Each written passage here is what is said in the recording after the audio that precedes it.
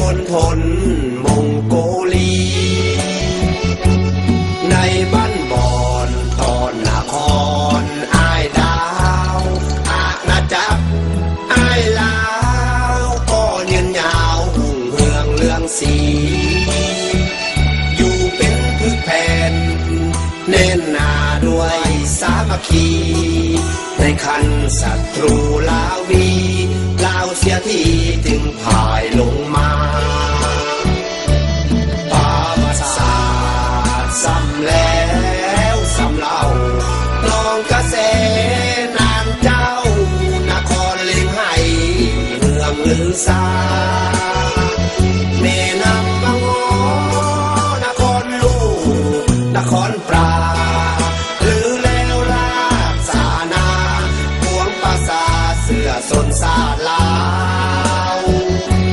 ฟังไว้ก่อนอย่าเฝ้านอนหลับไหลสร้างลานสร้างขึ้นใหม่สีวิไลดินแดนลาวเอาแม่น้ำของเป็นใจกลางลานสร้างบุญขาวกินป่าแดงป่าเจ้าข้าวเหนียวเสียงแคนล้วนแม่นคนลาว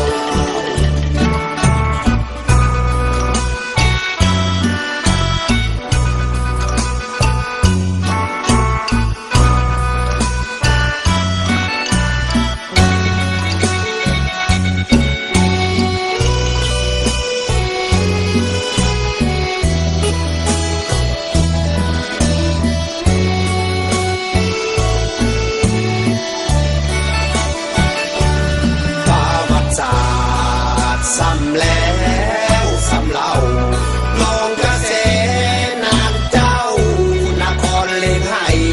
เมืองลือซาแม่นำบังอนครลูกนครปราหรือแล้วลาบสานาพวงประสาเสือสนสาดลา